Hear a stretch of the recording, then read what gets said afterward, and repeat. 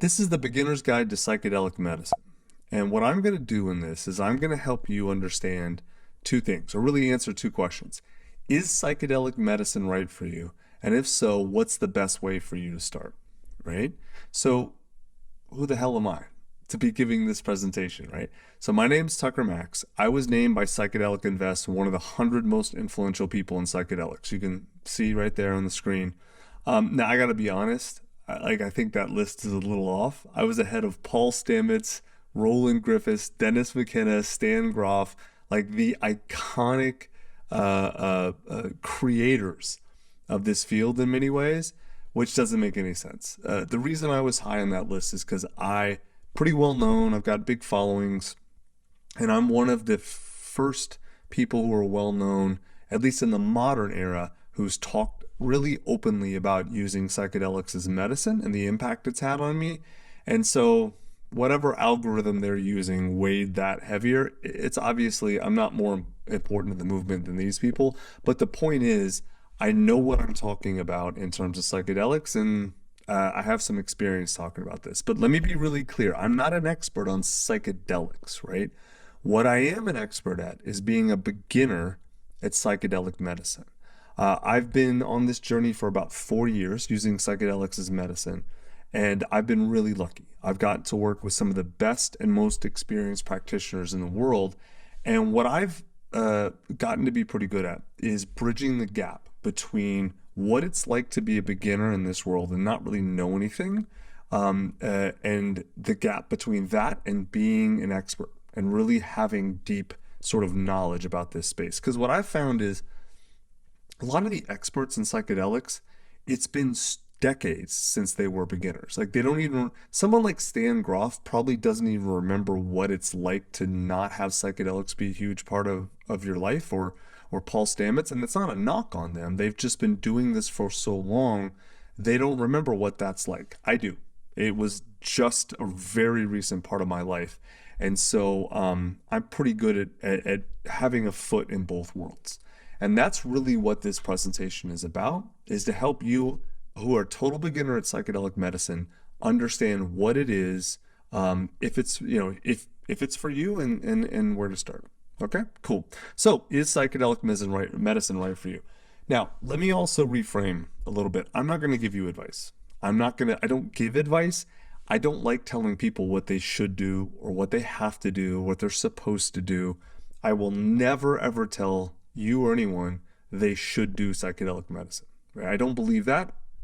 The whole point of psychedelics is exercising your own autonomy, making your decisions for yourself, right?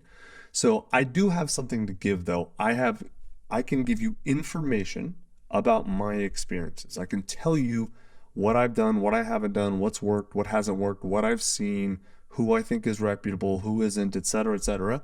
And then you can make up your own mind. But very importantly, I am not advocating that you use psychedelic medicine. I cannot stress this enough.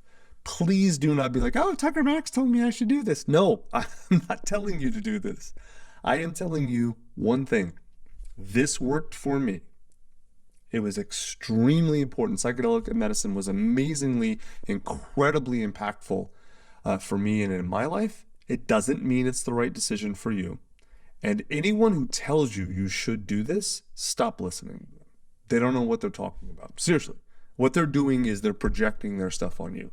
Just because MDMA and psilocybin and LSD were great for me does not mean that they are great for you. They might be. They might not be. Right? So all I'm trying to do is help you get the information you need to make your own decision. Okay? And again, psychedelics are not right for everyone. Many of you shouldn't do it, right? And you're going to have to make up your own mind. Which begs the question, how do you decide whether to do psychedelic medicine? So let me walk you through, there's really, I think, two basic questions. The first question is, what do psychedelics do? I think there's two main uses. And I mean this in the broadest sense. Use psychedelic medicine to heal trauma. They're one of the best modalities out there to heal trauma. And you can also use psychedelics to expand your mind. Right? This presentation is going to be about using psychedelics as medicine to heal trauma. I'm going to talk about that extensively and fully, I am not going to be talking about using psychedelics to expand your mind. Now, psychedelics are great for that. And if you use psychedelics, you're almost certainly, if you use it to heal trauma like I did, you're almost certainly going to get mind expansion. I've gotten a ton. It's going to be secondary to the healing, but I'm not going to talk about that because I'm not an expert on that. People like all the people I just mentioned, Stan Groff, Paul Stamets, Dennis McKenna, among others, Terrence McKenna, his brother who's now dead, there's James Fadiman, there's a ton of other people who have been using psychedelics for mind expansion for decades. You should listen to those people or talk to those people or read their stuff if you want psychedelics for mind expansion. I am I'm going to talk about healing trauma. That's what I've used it for, right? Psychedelics as medicine as opposed to psychedelics as a mind expansion. Now, in the modern world, a lot of people, it says on the slide, most people who do psychedelic medicine do it because it's going to heal trauma. I'm not sure if it's most or not. But I will tell you that there's been a raft of studies that have shown psychedelics can help heal PTSD, depression and anxiety, fear of death, smoking, the list of things that psychedelics can have a major positive impact on is expanding rapidly because finally in the last decade or so, research into these fields has become legal again after being illegal for about 50 years. Now, I will tell you, MDMA specifically among psychedelic medicines has been shown to be orders of magnitude better than any conventional treatment for PTSD, whether it's talk therapy or SSRIs or anything like that. The data on this is actually kind of crazy. You can look at the link on the deck. MAPS is the kind of one of the main organization that's spearheading the legalization of psychedelics and their use as medicine, and they have a really comprehensive list of the research. Or you can just Google MDMA research. But so if you haven't been paying attention, let me kind of summarize this a little bit. It's been all over the news, right? Wall Street, you can see the Wall Street Journal, New York Times, Axios. Like you'd be hard pressed to find a either major or minor media outlet that has not covered the use of psychedelics in medicine. Dozens of universities have set up research centers: Cal Berkeley, Johns Hopkins, UT Austin, Imperial College in London. It feels like there's a new one every week.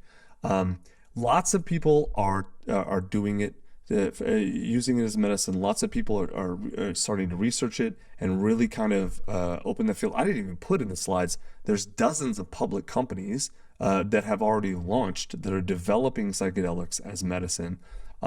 So it's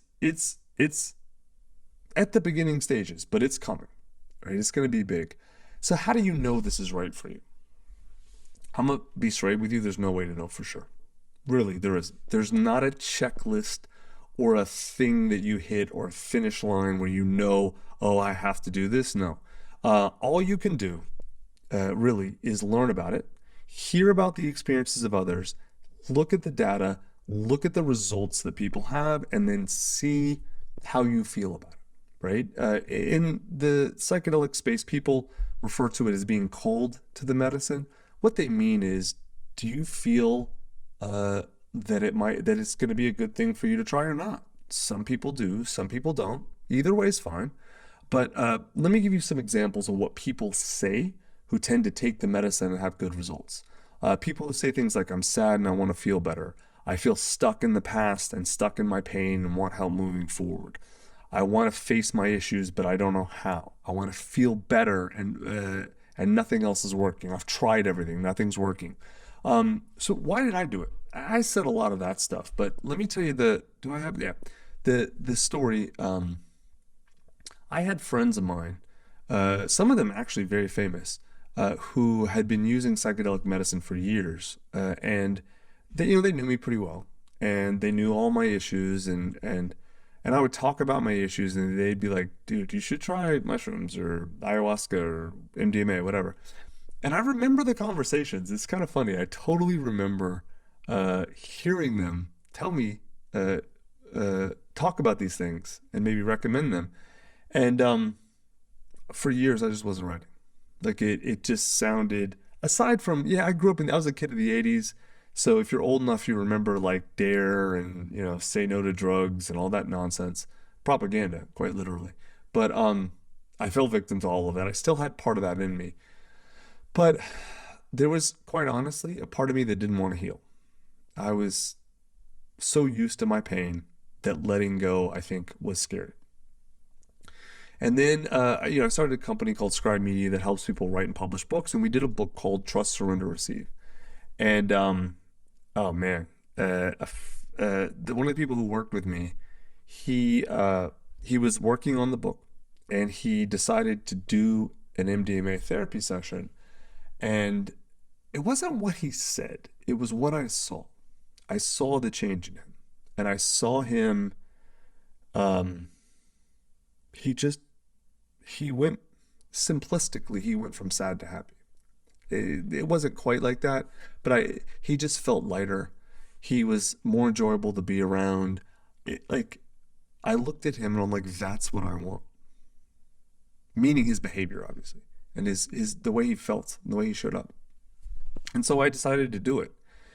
And man, I wrote a long article, but you can find it. It's on tuckermax.com about my first two experiences with MDMA. And since then, it's been about 4 years. I've been doing psychedelic medicine, and I can tell you right now, it's the most important thing I've ever done in my life, by far. More important than meeting my wife, having my kids, and no knock against them. But honestly, without the work that I've done with psychedelic medicine, I don't think I'd still be married, and I'd be a terrible father. It has been the catalyst for the deepest, most profound, most sustained, most important changes in my life. It's not a magic pill, which I'm going to talk about again in a second, but it has been the catalyst that helped me do the work. That's why I did it. Okay?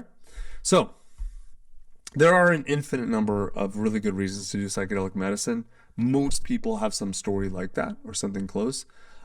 So let's say right now, where we are, let's say you think you might be in. So what do you do next? So the next step is to set proper expectations for what's going to be required, right? Because taking this stuff is no joke. It is not a casual thing. You don't just stumble into psychedelics. Like, you do this intentionally and purposefully. And so let me talk about the good expectations, helpful, effective expectations to have. The first one is that psychedelic medicine is not a magic pill. And in fact, often things get harder before they get easier when you do psychedelic medicine. If you expect a magic pill, like if you're like, oh, I'll just do MDMA and everything will be great, don't do it. It's not a good choice. That's not going to happen. In fact, I'll go even deeper. I'll tell you, psychedelic medicine does not by itself heal you. It doesn't. What it does is that it's a tool or a catalyst, like I said, that helps open a space in you so you can do the healing work yourself, right? In fact, I'll tell you, and I talk about this a few more times. To put it simply, if you do psychedelic medicine, every emotion that you're running from, every problem you're running from, every issue you have in you that you don't want to face, it's going to come out. Right? So it's almost like it's the opposite of a magic pill. Now, that's a good thing, because the only way to get through something or to get over something is to go through it. The only way to let go of whatever emotion you're holding on to, grief, fear, shame, anger, sadness, is to feel it and let it go.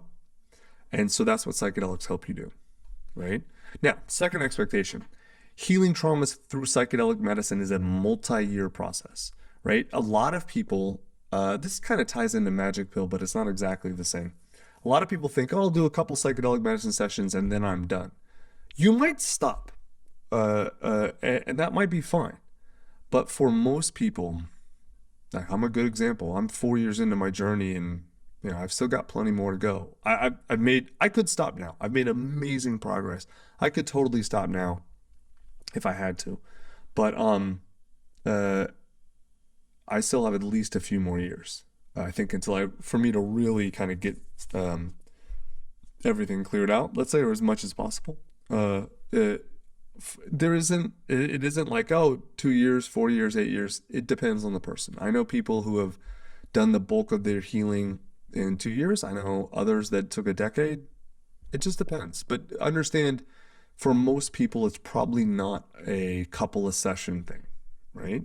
Now, you can do 2 sessions. You can get a ton of impact and then decide to stop. That's cool too.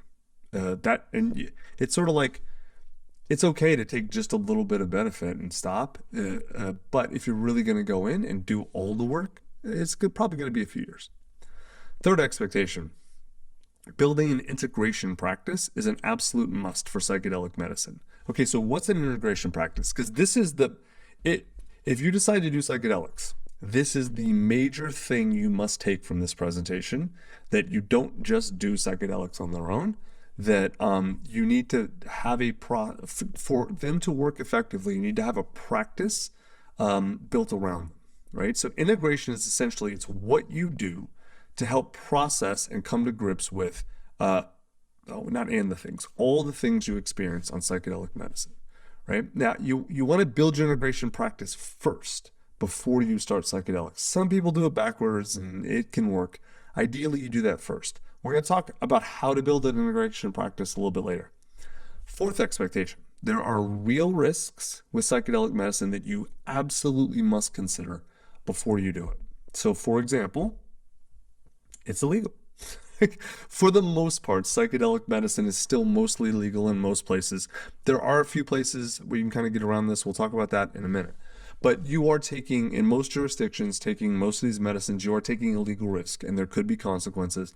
You'll probably be okay, but it's still a real risk, right? Often, again, this is a real risk. Things are going to get harder before they get easier, right? So that's a risk. Understand that, like, if your life is in a stable place, maybe you don't like it, but it's stable, it's going to be unstable. That's psychedelics by their nature, at least reduce the stability. They may not make it unstable, but they will kick up a little bit of chaos before you get all your work done. All right, so this is kind of where a lot of people worry about bad trips, right? So let me explain what a bad trip is. A bad trip, I actually don't think there's any such thing as a bad trip.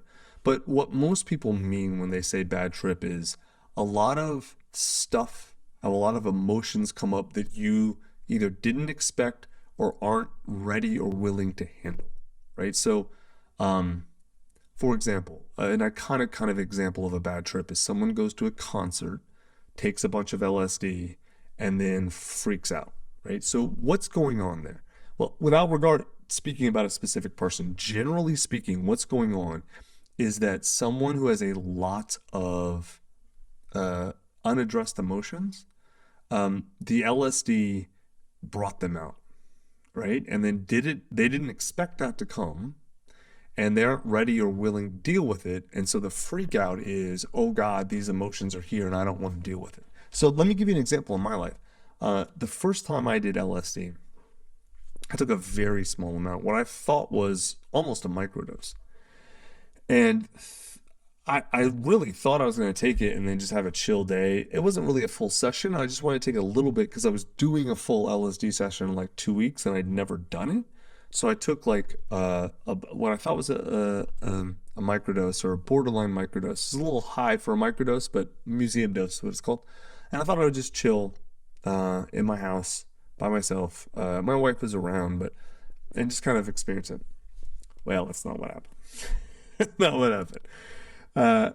She said something to me right at the beginning, and I can't remember what it was. I started laughing, and then my laughter tipped over into, like you laugh so hard you cry. I started laughing and then crying and then heaving, full body racking sobs.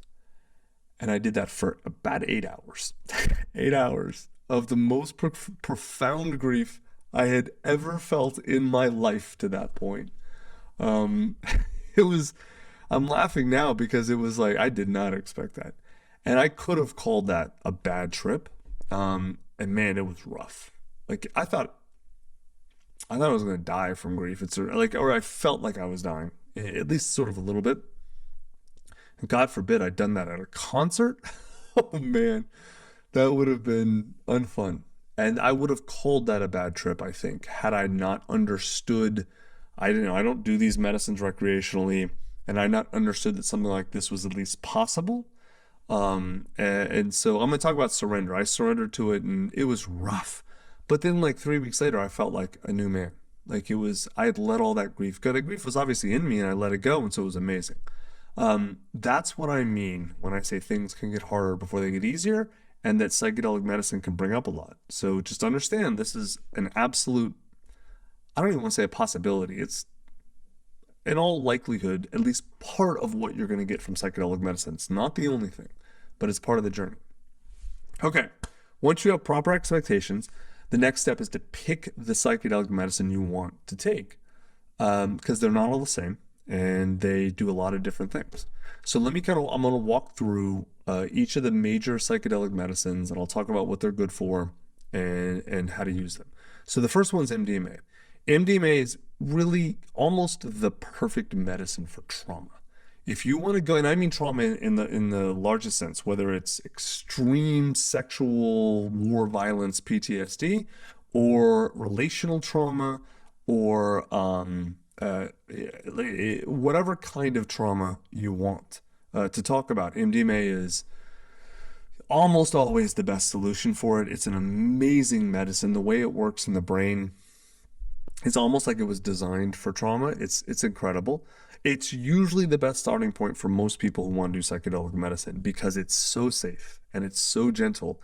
Safety wise, I believe there's no known LD50, which is LD50 is a measure of toxicity. I think it is extremely physically safe. I know it is extremely physically safe on the body. And the experience of taking it, I've done MDMA at least 15 times in terms of sessions. I've actually never done any of these things recreationally. Like, I don't know how people do this recreationally because it's all so intense for me. The idea of doing this recreationally just seems horrible to me. But it's so gentle. MDMA is. It feels like it's your friend, right? Which is a really great for me. I started with MDMA. It was a great decision. I loved it. I'm glad I did. It's one of the medicines I come back to the most because again, I'm here to heal my trauma. That's why I take this stuff, and it is ideal for that. Next is psilocybin, mushrooms, right? Psilocybin is extremely useful. You can use psilocybin for almost anything that psychedelics can get you. It's sort of like the multi-tool of psychedelics. You'll get great mind expansion. You can heal trauma. You can do a lot of different things.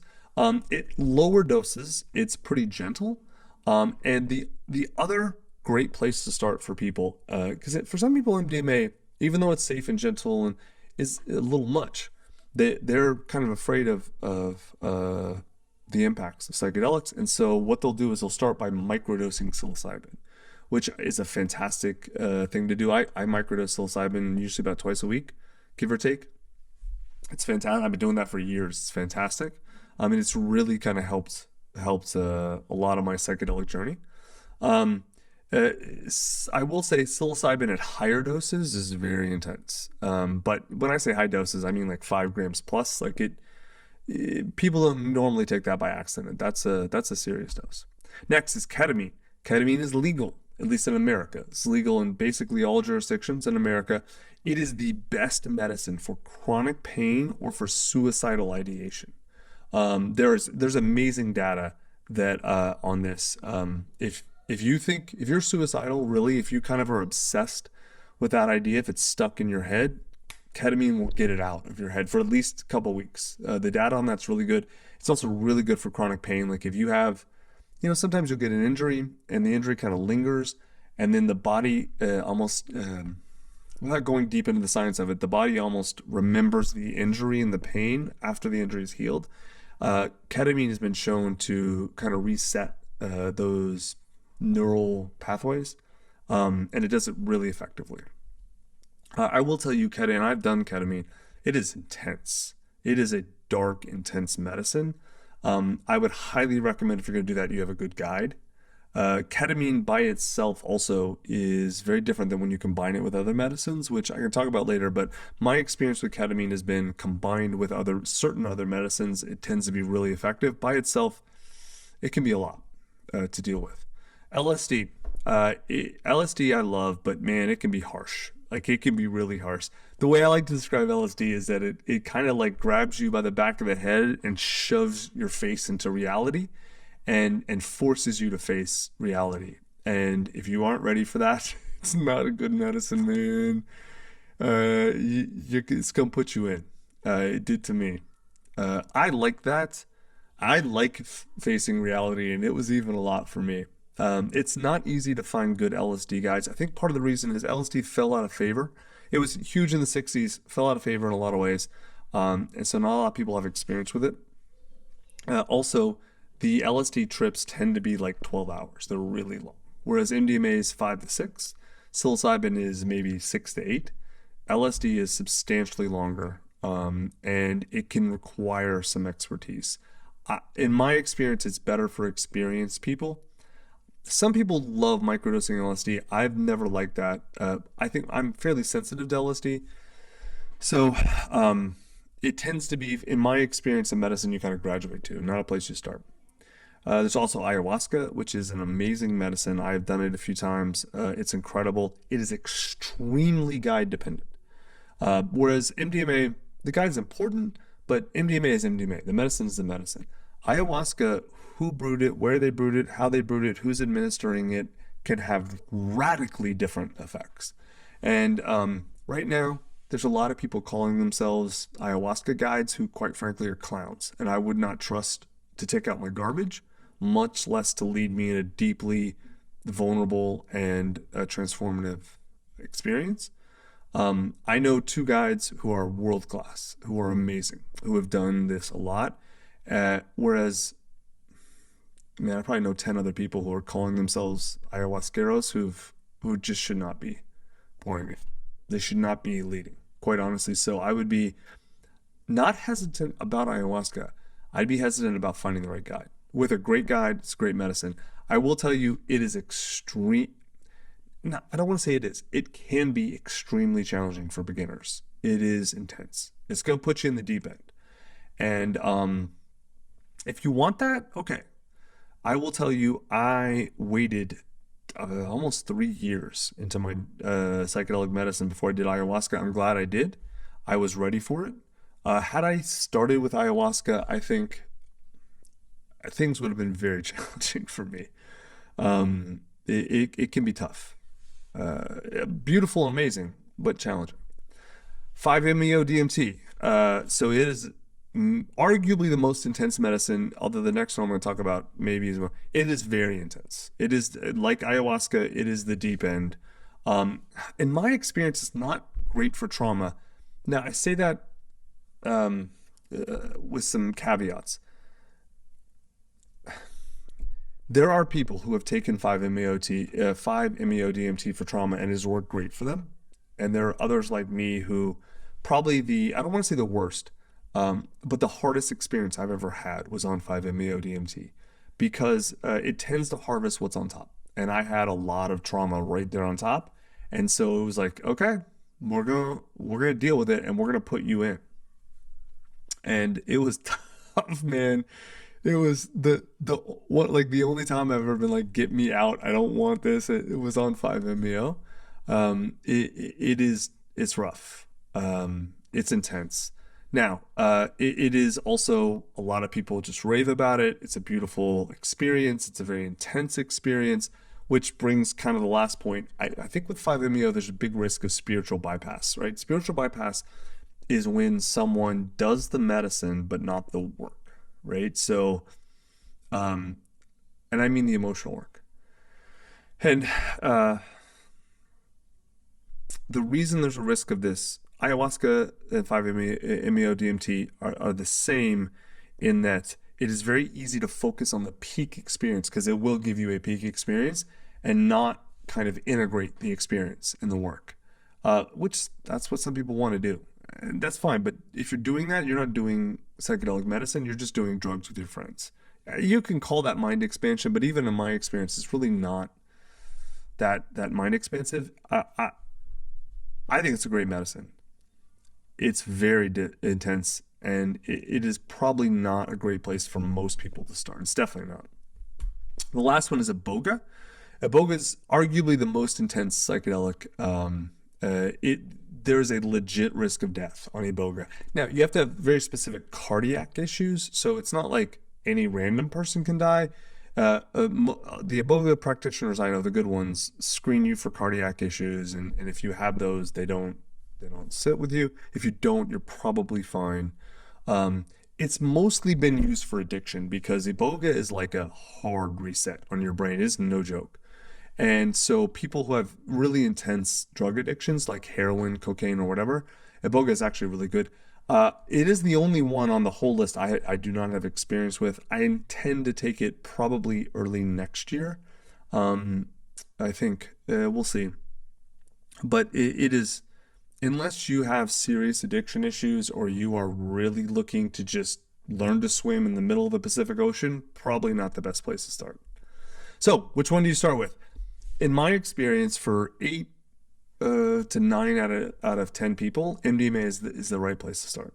It is, most people are coming to psychedelic medicine for trauma. MDMA is the best for trauma. It's extremely physically safe. There's almost no physical risk, assuming you're not on SSRIs or other counterindications. There's some specific counterindications you have to know about, but they're well known.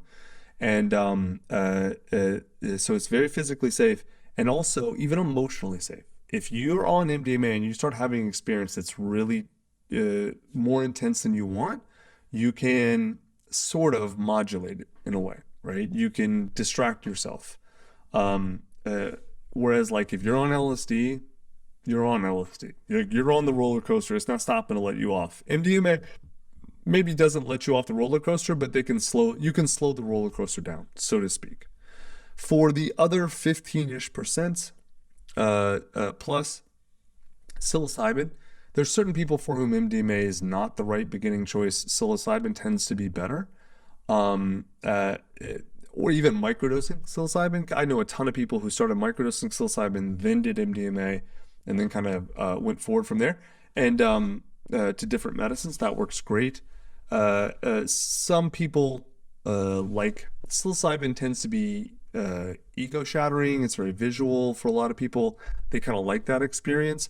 The other 5-ish%, like if you are a heroin addict, Boga maybe is the right place. If you have a ton of problems, you're like, fuck it, I just want to go in. Maybe you start with ayahuasca or 5-MeO or whatever it is.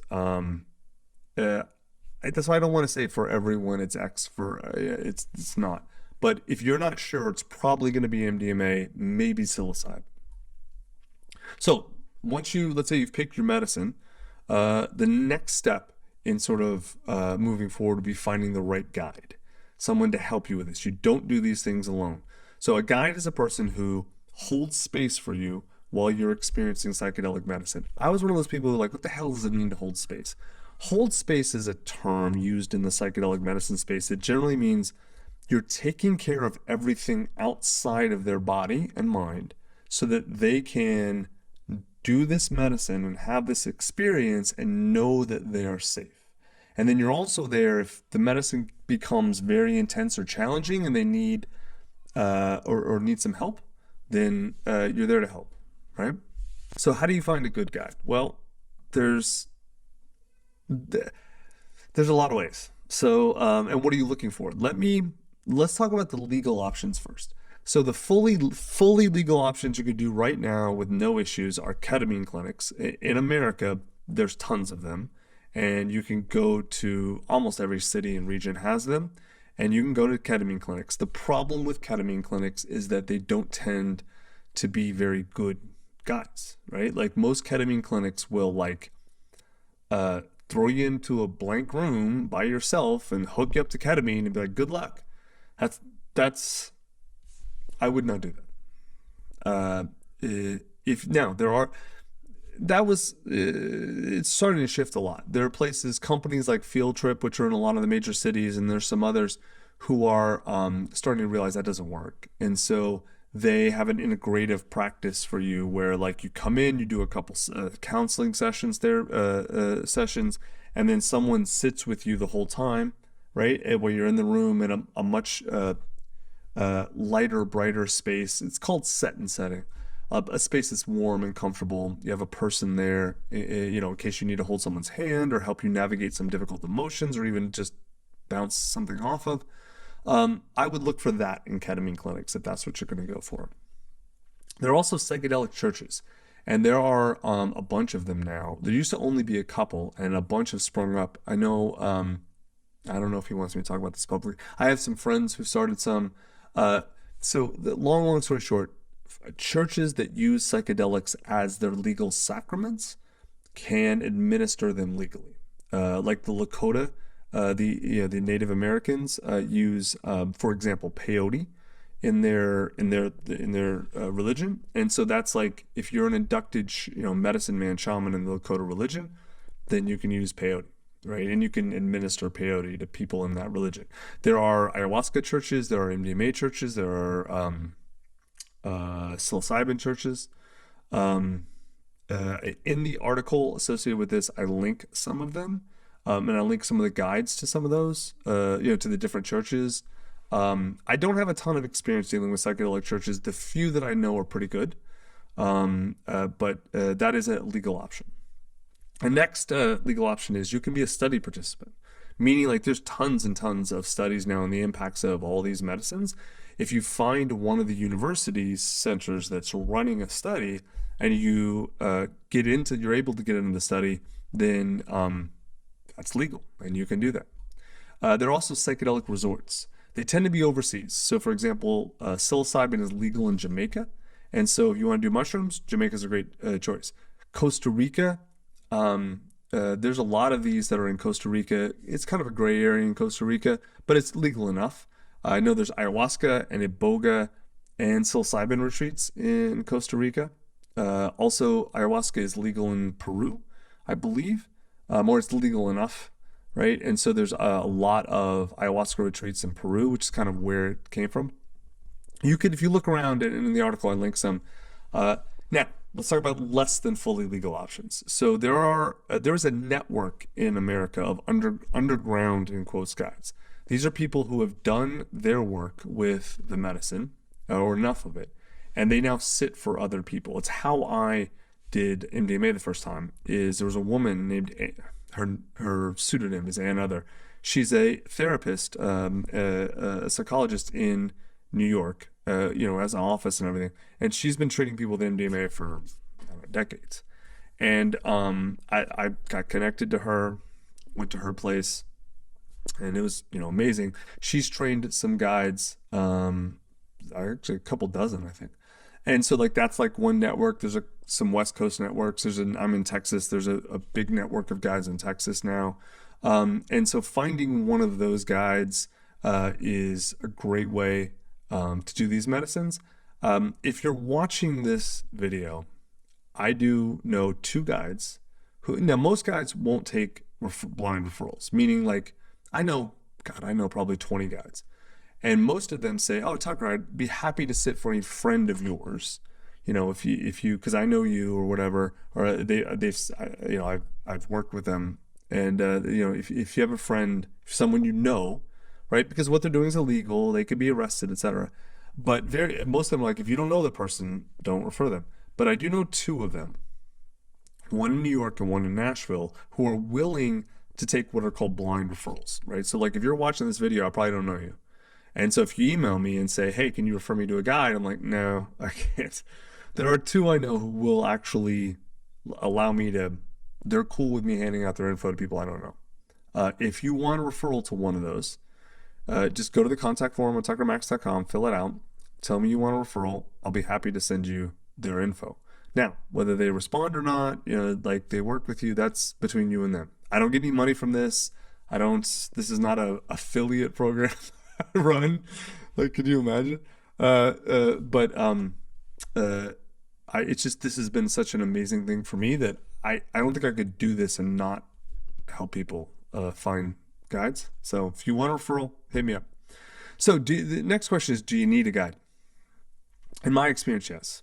Absolutely, you do need a guide.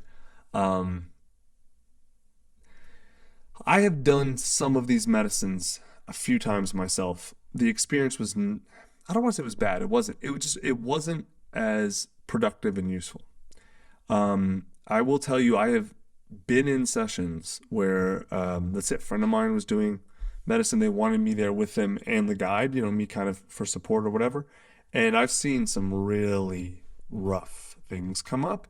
And I've seen people who, if the guide wasn't there, the session would have been re-traumatizing. Think about it. If you're using this medicine to bring up things that are dark and hidden, and those things come up, and you need an anchor and you don't have one, which the guide can be, it can be it can be almost worse than not doing it. I've seen that happen. Or I've seen situations where that could happen and I've heard of that happening. So I would highly recommend using guides. Now, how do you assess your guide? Now I can tell you the two that are willing to take blind referrals, both of them sat for me and for a lot of other people I know. They're both fantastic. I will tell you all guides are not created equally. So how do you assess them? The thing I look for is trust. Do I trust them? Right? I mean, I've met people who are highly sought after and well respected guides who I didn't trust. And it wasn't necessarily a knock on them. It's just we didn't connect. I didn't feel safe with them. I don't mean like I thought they were going to rob me or beat me up. I just meant I didn't feel safe with opening my soul to them in a psychedelic context. And so I didn't do work with it, which is fine. There's nothing like it wasn't, again, it's not a knock on them. I look for trust. When I'm evaluating a guide, do I trust this person? Do I believe they can hold space for me and not keep me safe, but can they be there in the way I need them to be there? And like not dump any of their stuff on me. If I need help, do I think they can stand up and help? All that sort of stuff, right? And I'll run you through some of the questions I ask my guides. Like I want to know how many times they've done the medicine, right? And how often they still use it. Like if ayahuasca is a great example. The two ayahuasca guides I go to have probably done ayahuasca thousands of times. Like they know that medicine. They have a deep, intimate relationship with that medicine. Whereas if they've done ayahuasca 50 times, I mean that's a lot, way more than me. That's not enough to be my guide. Like they probably haven't seen everything that you can see on ayahuasca. They haven't done their mentorship. I don't trust them, right? And it's not that they're bad. They might be a great guide, but if something really rough comes up, 50 times is not enough to know how to handle it. Another question I ask: what have your experiences been like with the medicine? I want to know in essence, I want to know they've done their work. I mean, you think about it with anything, right? Like you wouldn't want to learn writing from someone who's never written much. You wouldn't want to learn cooking from someone who only eats at McDonald's. You want to learn and work with people who have deep experience doing the thing you're trying to do. So I want to know that my guide has taken this medicine a lot and they've done their work on it. So anything that can come up for me, they have experience with, and if I need help, they can help me navigate it. Right? Who trained you in facilitation? I absolutely want to know that. Now, sometimes in this world, like, well, I don't want, like privacy issues.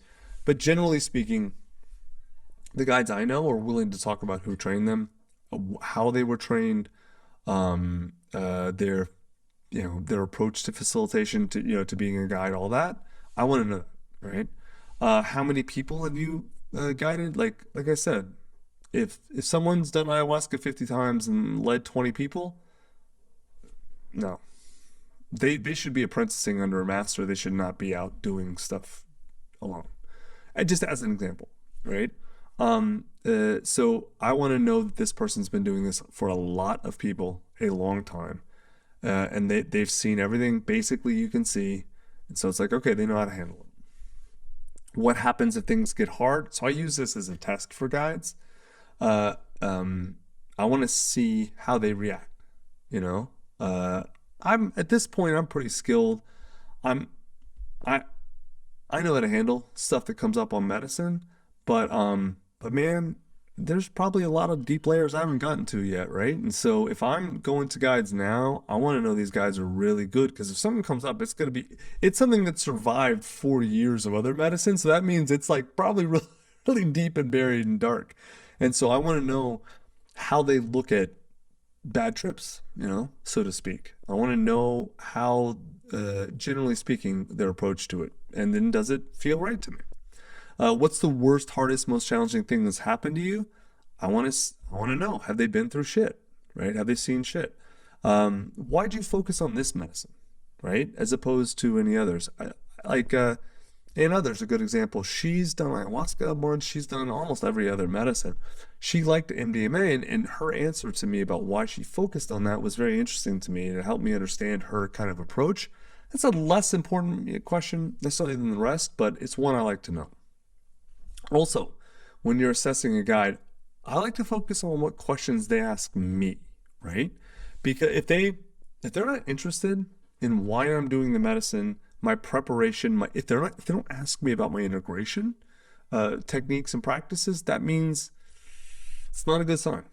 Good guides want to know how this medicine fits into your life because they know that if you're just like coming in for the wrong reasons, and wrong I mean like, well, I heard someone told me I was supposed to do it, and so I'm doing it.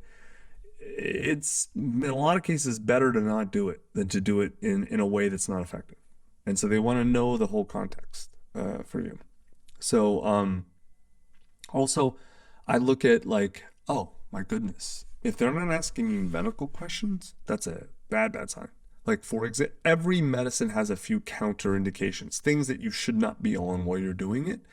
Like for example, if you are on SSRIs, like any sort of antidepressant, then taking MDMA is an absolute no-go. That is the really just about, there's a few other random exceptions, but you can die. You can get serotonin syndrome, which doesn't kill a lot of people, but it can. And so if they're not asking what other medicine I'm on, that's a huge red flag. No, I'm not on antidepressants, of course, or anything, but and you know, you can wean yourself. If you're on antidepressants, you can wean yourself off and then do MDMA. But if they don't know any of that, they're not qualified to be a guide. Yeah. All right. So once you decide you're in and you find your guide, now how do you prepare for your first session? I'm going to tell you preparation, especially for the first one, is very important. First thing to do, and now we're going to go in depth on integration, is you need to have your integration practice together and ready, and you're already doing it, right? So there's no right way to do an integration practice. So let me tell you what I do, and then what some other people do, and then you can figure out how you want to build your own integration practice. So the keystone, I believe, of all great integration practices is talk therapy. If you don't have someone that you are talking to about yourself and your issues, it's pretty tough to make a lot of progress. Not impossible, I guess. And it doesn't have to be like traditional therapy, although a traditional talk therapist I think is a really good starting place for most people. I have a guy I go to. I only talk to him once a month. He's fantastic. He's not a traditional therapist at all, but he's really good for what I need. I need someone who can really help me kind of see where I'm fooling myself, and he's badass at that. Next is daily journaling. I have been journaling daily, well, probably 5 times a week since 2014, so almost 10 years. I think daily writing and journaling is fantastic. If you hate writing, you can do audio journals. The point is you are making your internal monologue explicit instead of implicit, and that can really, really, really help you. And I think it's damn near critical, at least around sessions, to help integrate stuff. If you can see on the screen, those are my prompts. So the basic prompt for me every day is what happened today and how did I feel about it, right? Because something happened every day and I had feelings about it. So it's like, even days where like nothing happened, but hardly anything happened. I mowed the grass and I felt good about it. Okay, cool, whatever. Then I like to go into what were my 3 wins or gains today, things that improved, right? I'm happy about. I kind of look ahead to tomorrow. What are 3 things that I'm going to do tomorrow or gain tomorrow? And then I like to go to bed with a question, because you do my journaling at night. I like to go to bed with a question for my subconscious. Like, and I don't do this every night. I probably do this twice a month. How do I solve this problem? What do I do about this? And then half the time I wake up with an answer. It's pretty crazy. Works well. So next, I like to do daily nature walks. I mean, I live on a ranch, so you can tell this is my ranch. Nature walks are pretty easy for me. For me, it's like what I do. But being in nature for me has been incredibly grounding and important. I like to do acupuncture every quarter. There's an amazing acupuncturist in Austin I go to. She's really, really good. It worked for me. If you don't like it, that's cool.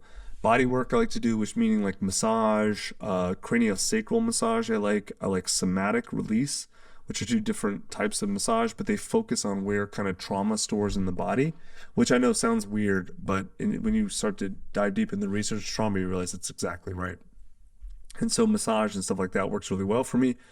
Sleep, man, there are so many people who have so many issues that if they focus on the next three things, sleep, diet, and exercise, so many of those issues go away. So 8 hours sleep, crucially important for me.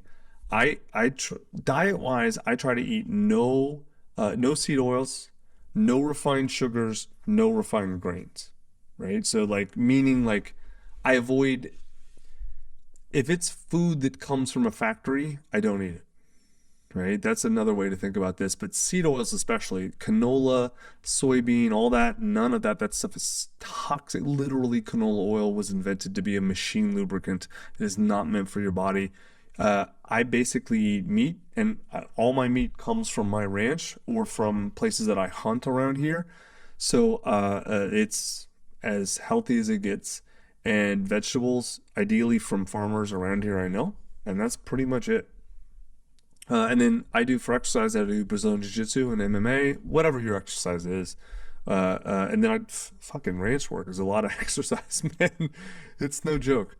And then I have a sauna, and my wife and I like to do a sauna every day. It's pretty nice. That's what I would consider my integration practice. Now, other things that people like, flow tanks, meditation, yoga, group therapy. I mean, you could probably think of 20 other things.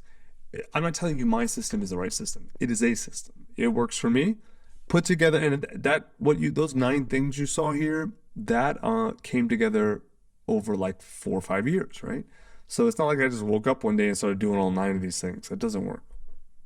So start to add things. I would begin with talk therapy and journaling, and then start adding things that help you get in touch with your emotions, process your work and your emotional work, and see what happens.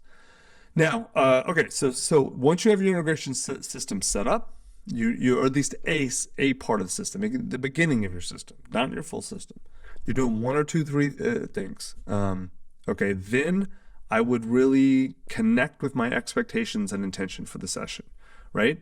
Meaning like, okay, I'm going in to heal trauma, and just the broadest sense, or I'm going in to feel my sadness. I'm going in to get unstuck in my emotions, whatever your reasons are, and you can keep them very high level. That's fine.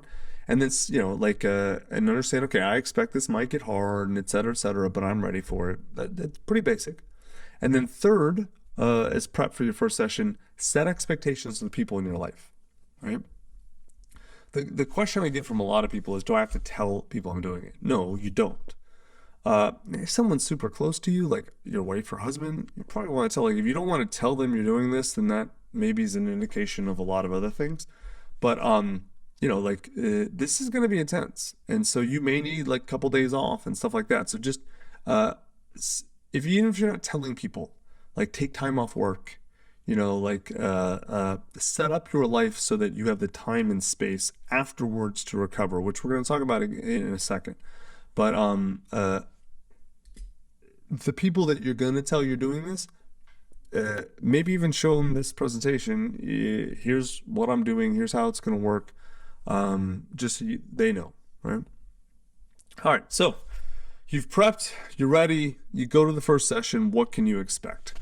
I cannot tell you exactly what it's going to be like, because most of what it's going to be like is going to be an internal experience to you, and everyone's different. But what I can do is I can let me actually give you a basic outline of what to expect, and your guide should actually run you through this. But generally speaking, you're going to go to a place the guide has set up. Sometimes, it's a hotel room. Sometimes it's the guide's residence. Sometimes they have an office. Usually they don't come to you, because good guides like to control their space. And so if they go to your house, unless you're the only person who lives there, they can't be guaranteed to have a set and setting that works, right? So they want to make sure that they can be in charge of everything around you, so that you're safe. There's not loud noises, or people busting in, stuff like that.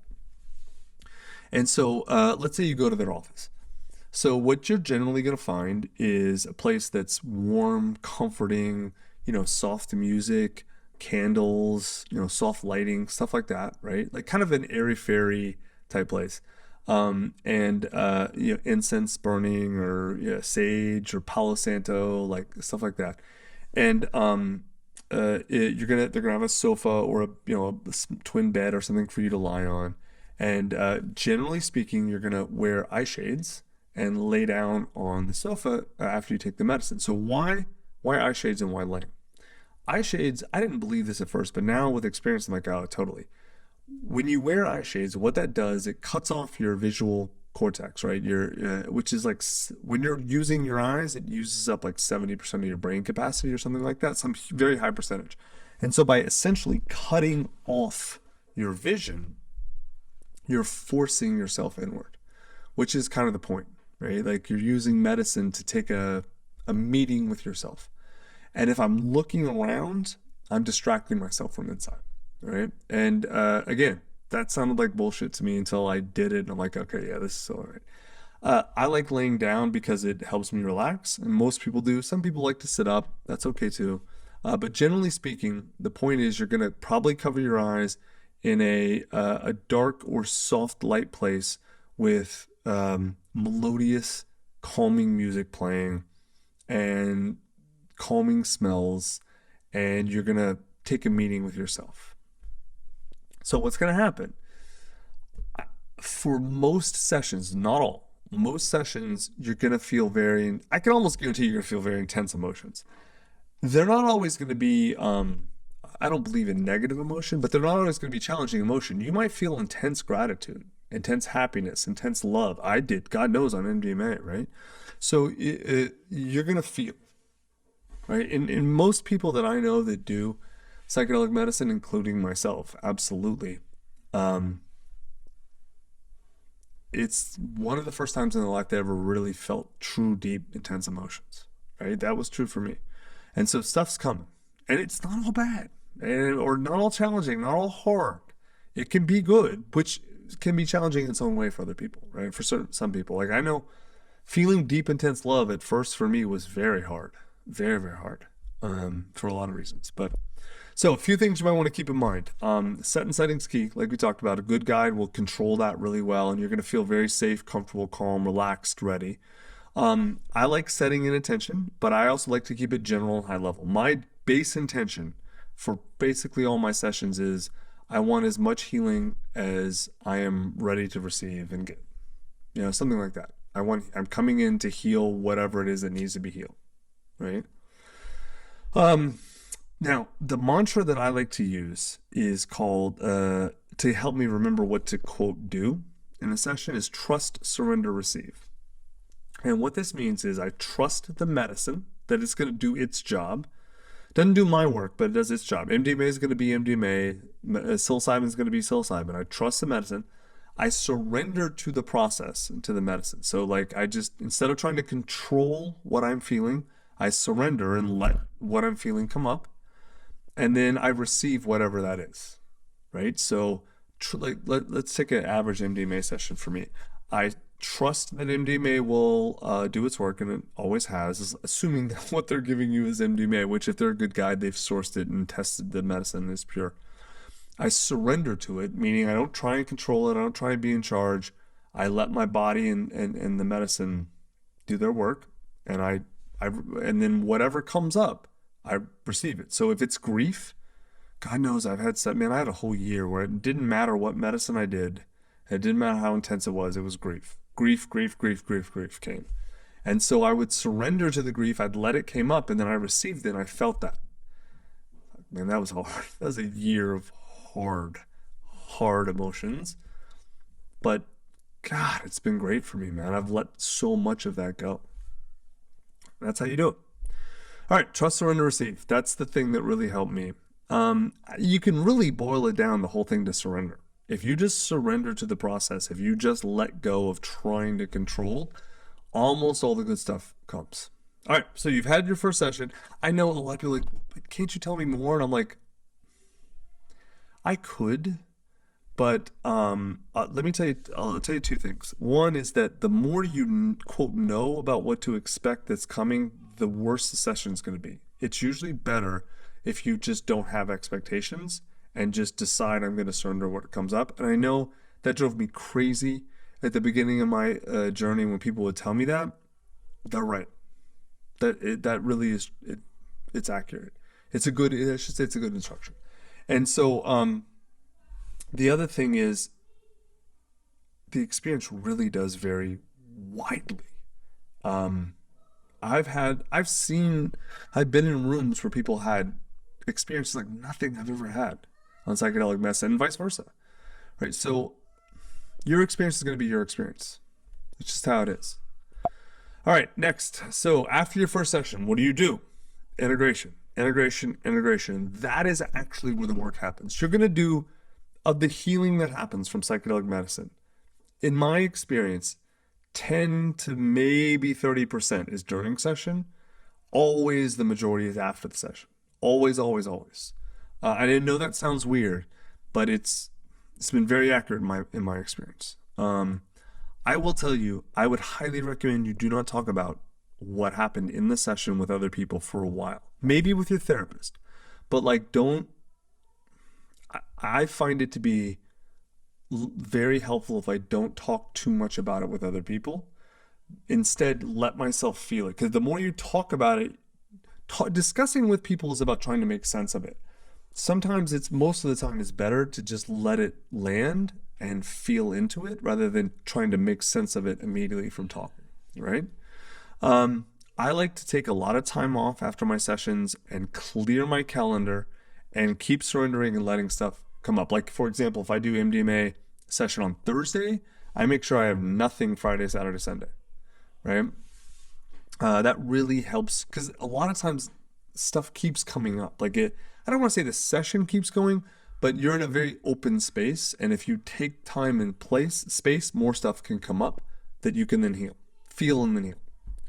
Now, I will, please listen, this is so important.